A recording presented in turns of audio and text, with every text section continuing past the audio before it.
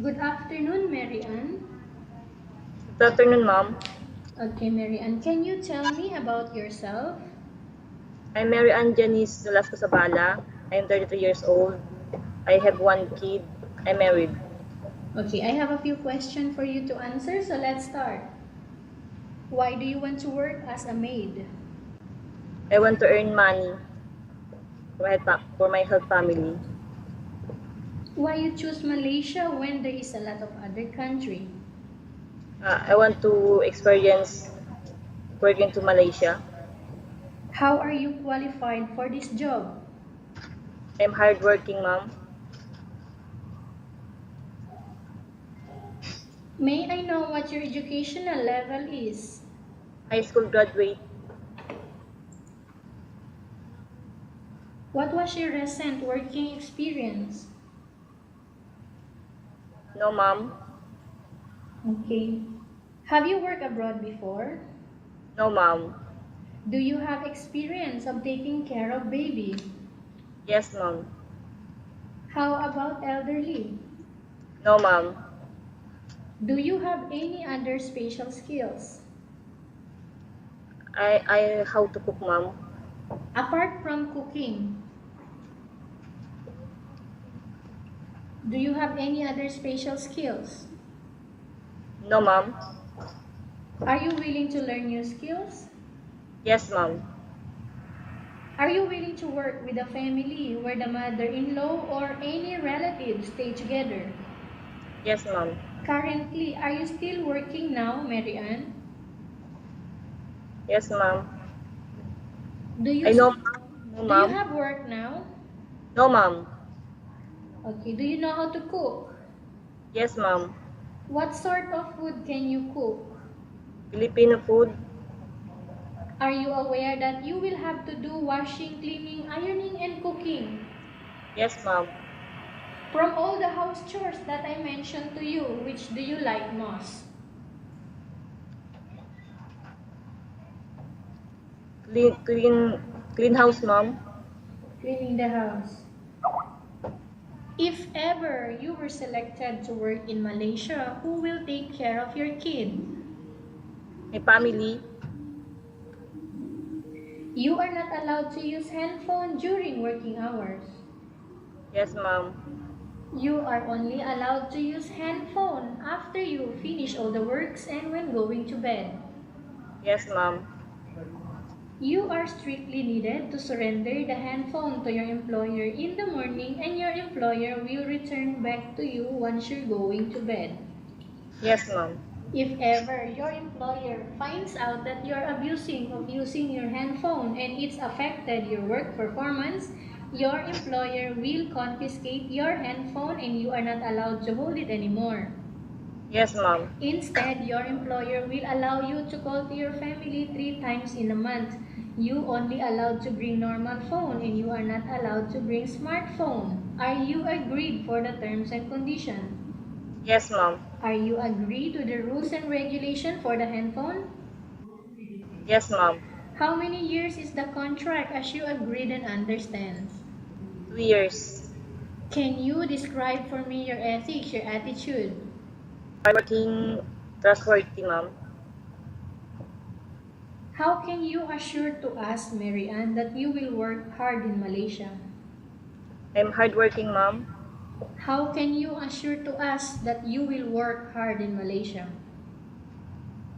I, I'm hardworking, ma'am. I will promise, I will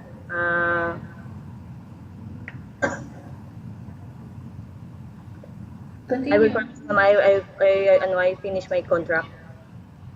Can you promise not to use the telephone without the permission of your employer?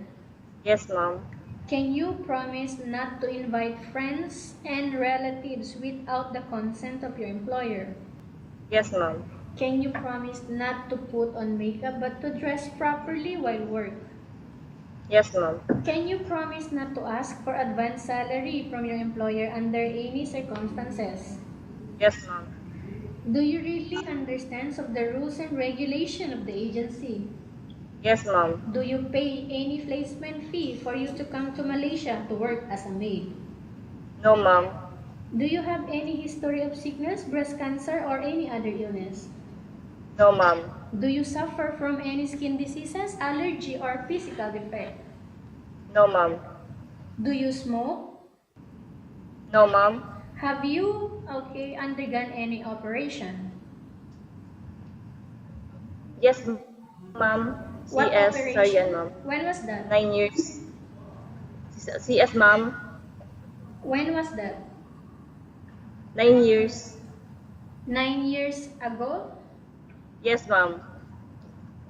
9 years ago. Okay. Are you medically fit or are you fit to work? I fit to work, ma'am. Are you in any medication right now? No, ma'am. Okay. Are you allergic with any food? No, ma'am. Are you preferred to work for the employer of any race? Yes, ma'am. Are you preferred to eat the type of food taken by your employer? Yes, ma'am. Are you afraid of being left alone in the house? Yes, ma'am. Are you afraid of being left alone in the house? No, ma'am. Are you afraid of dogs or other pets? No, ma'am. Can you promise to work according to instruction from your employer? Yes, ma'am. Do you have any family members working here in Malaysia? No, ma'am. Okay, Mary Ann, we have finished our question section. Let's go to case study. I have a case study for you and I want you to answer me truthfully. Upon arrival in Malaysia within 6 months only, if ever any of your family members passed away, what will you do? Um, if ma'am, if allow my, it depends naman sa employers. If allow me to go back to the Philippines, I go back.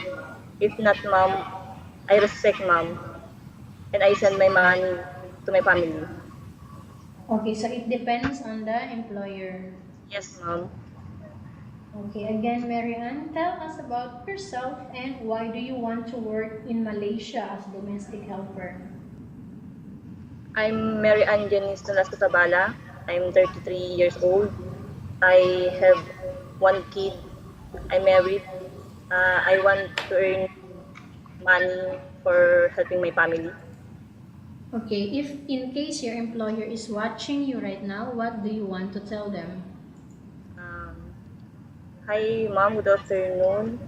If you hire me, I promise. Um, I'm hardworking and trustworthy, and I am willing to finish my 2 years contract. Okay, thank you very much, Mary Ann. We will update to your agency if there is any selection made by the employer. Yes, ma'am.